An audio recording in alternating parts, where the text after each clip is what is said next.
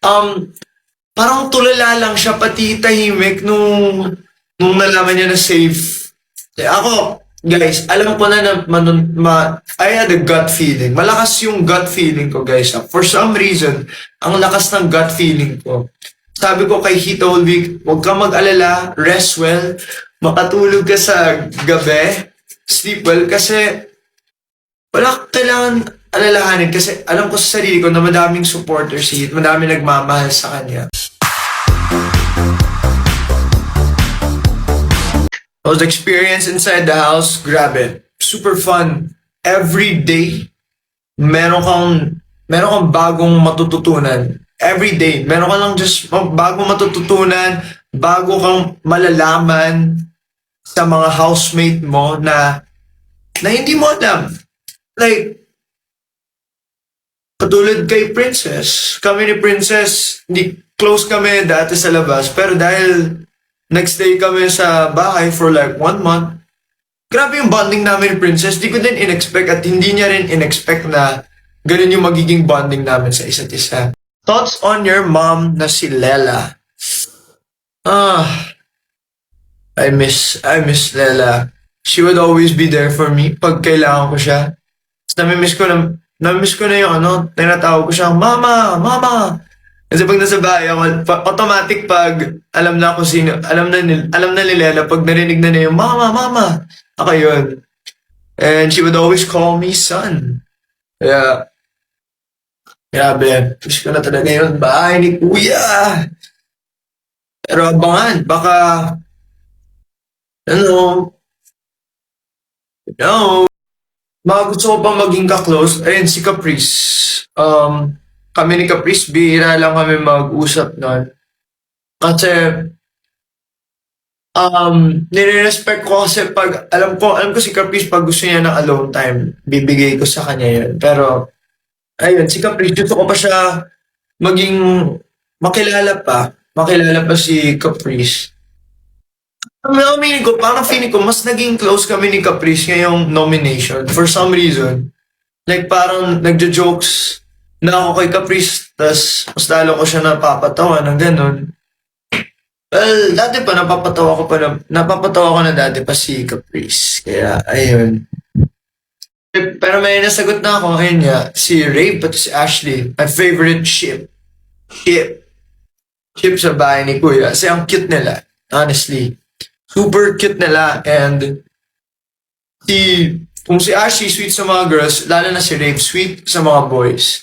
Kaya, happy feel lang ng isa't isa. Kaya, ayun. Parang tulala lang siya, pati tahimik nung nalaman niya na safe. Ako, guys, alam ko na I had a gut feeling. Malakas yung gut feeling ko, guys. For some reason, ang lakas ng gut feeling ko.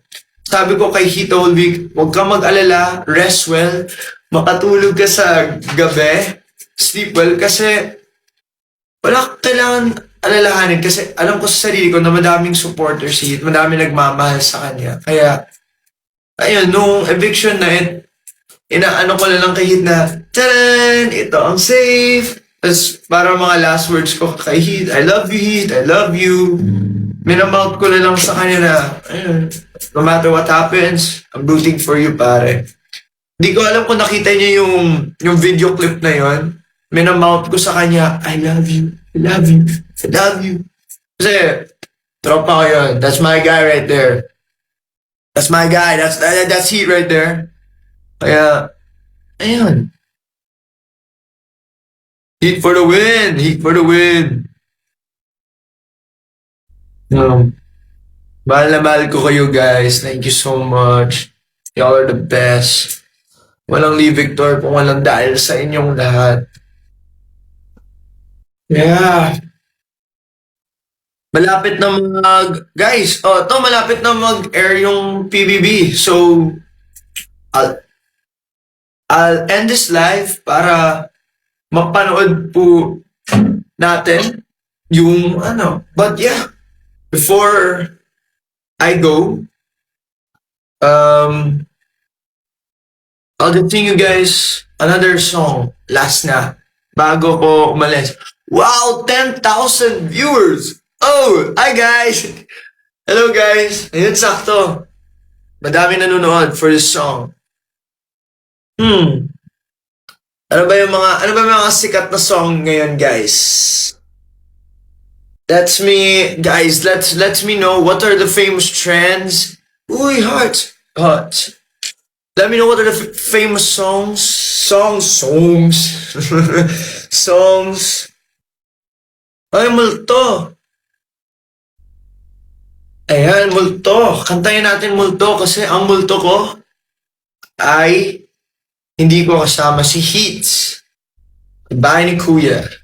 Yan ang multo ko. Hindi dahil na-evict ako, multo ko lang na naging nominado kami ng tropa ko. Pero, alam ko na, no? Tsaka, in-expect ko na, all boys. Parang that's the most nominable group. And, ang mahalaga, masaya ko, nandun si Heat sa loob ng bahay ni Kuya. And I wouldn't want anything else than to see Heat successful. Kaya natin, kung alam ko pa yung chords. Huminga malalim, bumikit na muna, at baka I feel alive when I'm with you. Everything feels